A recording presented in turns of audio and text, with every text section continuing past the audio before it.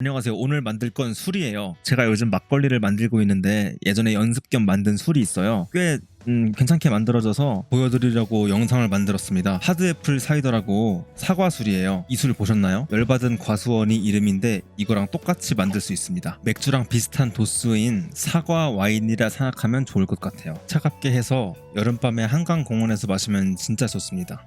좋더라고요. 집에서 밖엔 잘 나가지 않는데 맥주만 마시니까 어떻게 만들 수 있지 않을까 해서 만들어봤는데 잘 됐어요. 우리나라에서는 스프라이트 같은 음료수를 사이다라고 하잖아요. 애플 사이다는 원래 과육이 있는 사과가즙이에요. 살균을 안 했으니 발효를 해서 술로 만들 수 있는 거고요. 이제 여기다 하드를 갖다 붙이면 술이 됩니다. 뭐 다 갖다 붙여도 돼요. 하드 머시기 이러면서.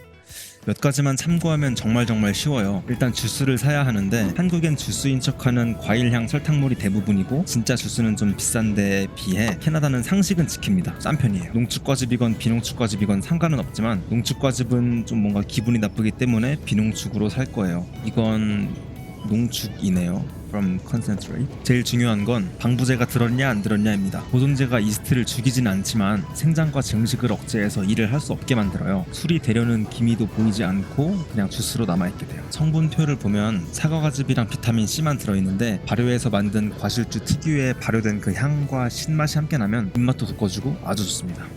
설탕, 알코올 변환 차트를 보면 리터당 100g의 설탕이면 5%, 80g이면 4%의 알코올이 만들어진다고 해요. 설탕이 다 사라져 단맛이 없게 됐을 때의 얘기입니다. 취하긴 해야 하니까 4도보다는 5도 이상을 목표로 만들 거예요. 도수가 강하면 강할수록 덜 먹어도 되니까요. 김치찌개를 만들면 사흘 치는 기본으로 만드시던 어머니의 마음이 이런 게 아닐까 싶습니다. 1.89L에서 0.3L 덜어냈으니까 1.6L라고 치고 이미 갖고 있는 당분 포함해서 총 160g의 당분이 있으면 이스트가 설탕을 다 먹었을 때 도수가 5%가 돼야 하는데요. 어차피 다 되기 전에 못 참고 먹을 거니까 4점 몇 %인 술이 될 거예요. 이스트는 랄빈사의 EC 1118이라는 샴페인 이스트를 쓸 거예요. 이 5g 한 팩에 23L의 술을 만들 수 있다고 하는데 이 정도 양의 주스에는 아주 적은 양만 써도 술을 만들 수 있습니다. 생산자 홈페이지에 가면 이렇게 나오는데 이스트 특징과 사용법이 나와 있어요. 다 읽으셨죠? 뭐 그런 거보다 하면 되고 사용법이 좀 더 중요해요. 이스트를 40도의 물에 20분간 불린 뒤 넣으라고 써있는데 귀찮으니까 주스를 숙성실에 뒀다가 그냥 바로 넣어버렸어요. 대충 상온 이상이면 되는 것 같더라고요. 사실 이번이 두 번째 만드는 건데 처음 만들 때의 그 제작 영상이 사라졌어요. 그래서 새로 만드는 장면만 찍었습니다. 효모는 산소 호흡 시에 증식을 하고 산소가 없는 환경에서는 알코올과 탄산가스를 만들어요. 그래서 산소의 접촉을 막으면서 알코올 발효의 부산물인 탄산을 배출해줘야 하는데 헝겊을 겹친 뒤 막아줘도 되고 풍선으로 병 주둥이를 감싸고 바늘로 구멍을 작게 뚫어도 되고 제일 좋은 건 이렇게 에어락을 다는 거예요. 버블러라고도 하는데 뭔가 되게 전문적이게 생겼죠?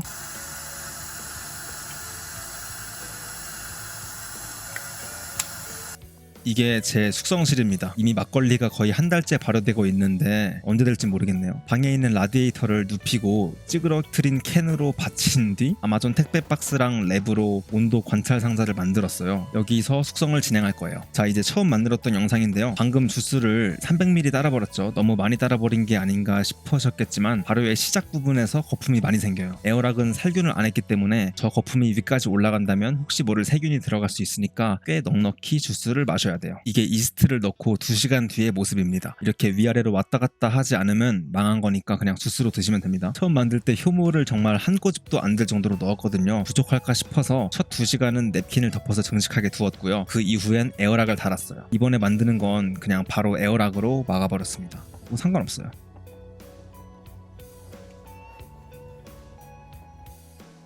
타임랩스로 보니까 이스트가 시몬키가 돼 있네요. 왔다 갔다 하는 게 참 귀엽죠? 24시간 뒤입니다. 보글보글 탄산기포가 엄청 올라오는데 이게 본격적인 발효가 시작되고 있는 거예요. 아니, 시작된 거죠. 시작되고 있는 게 아니고 이제 더 이상 거품은 생기지 않을 거고 생겼던 거품이 점점 가라앉을 거예요. 탄산이 더 이상 올라오지 않을 때가 발효가 끝난 시점입니다. 그걸 봐야 설탕을 계산해서 넣은 의미가 있는데 볼 수 있을까 모르겠네요. 3일째입니다. 초반에 올라왔던 거품은 사라지고 기포만 올라오고 있어요. 온도는 26도에 오차는 1도 정도로 계속 유지 중이고요. 예. 이게 12일째의 모습입니다. 도대체 언제까지 부글부글만 할 건가 싶어서 한번 맛을 봤는데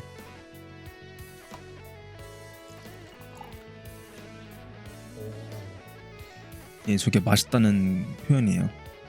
아직 발효가 끝나지 않은 상태에서 병입을 할 거예요. 왜냐면 너무 오래 기다렸고 이미 이틀 전에 맛을 봤을 때 충분히 맛이 있었거든요. 완전히 발효가 끝난 상태에서 탄산만 만들려고 병입을 할 땐 설탕을 리터당 5에서 6g만 넣으면 됩니다. 이게 국룰이에요. 탄산수 병이나 스파클링 와인병을 재활용하면 되는데요. 스윙탑 보틀 같은 걸 사서 담아도 되지만 이게 더 싼 것 같아서, 그리고 스윙탑 보틀이 제가 대충 마트에서 봤을 때 뭔가 조잡해 보였어요. 뭔가 탄산이 생겼을 때 깨져버릴 것 같은. 그래서 그냥 이미 탄산이 담겨있던 공산품 병을 재활용하려고 합니다. 병입할 때 주의할 점은 술을 너무 꽉꽉 채우지 않는 것이에요. 열 때 콜라에 멘토스 넣은 것처럼 폭발할 수가 있거든요. 와인병과 탄산수병에 나눠 담고 작은 건 냉장고, 와인병은 거실에 둘 거예요. 혹시 터질지도 모르니까 비닐봉지도 씌워주고요.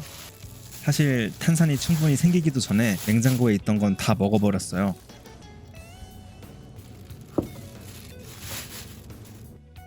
그렇게 며칠이 지나서 잘 있나 확인을 하는데 와인병을 담아놓은 비닐봉지가 찢겨 있더라고요. 무슨 20mm 발칸한데 맞은 것처럼. 그 마개가 언제 날아간지 모르겠는데 여전히 부글부글 끓고 있습니다. 아직 단맛이 있다는 거겠죠? 병을 바꿔서 다시 그 카보네이션을 하기로 했습니다. 이미 맛있는 걸 아는 상태에서 조금 더 맛있게 먹으려고 복원하는 게 제일 힘든 것 같아요. 마치 눈앞에 치킨을 사랑하는 가족이 올 때까지 기다렸다 먹으면 더 맛있지만 눈앞에 있으니까 일단 먹고 보자 같은. 결국 이것도 만족스러운 탄산 없이 먹었습니다. 육포랑.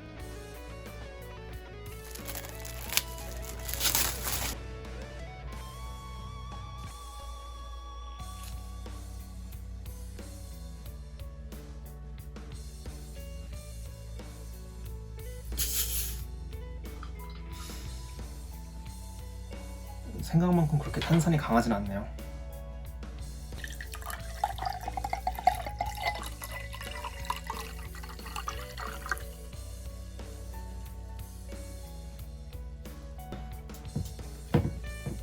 힘들어.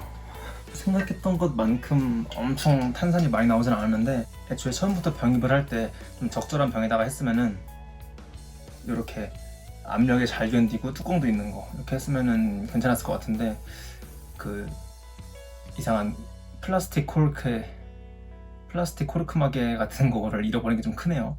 맛도 좀 변했을 거예요 아마. 한번 먹어보겠습니다.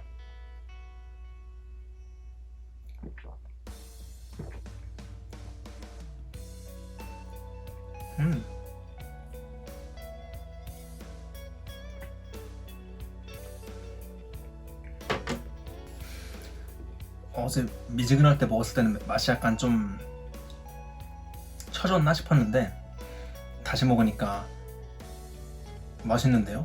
그냥 약간 김 빠진 스파클링 와인 같아요. 엄청 많이 달지도 않고 딱 적당한 것 같아. 진짜 이 정도면은 누구한테 줘도 성공했다고 할 거예요. 진짜 맛있어. 그리고 제가 만든 육포를 먹어보겠습니다. 육포는 어떻게 만들었냐면, 링크를 걸게요. 어색해. 근데 이렇게 발효를 시키면 약간 화이트 와인 맛이 나거든요. 그러니까 그 특유의 발효시킨 맛이 나나 봐요.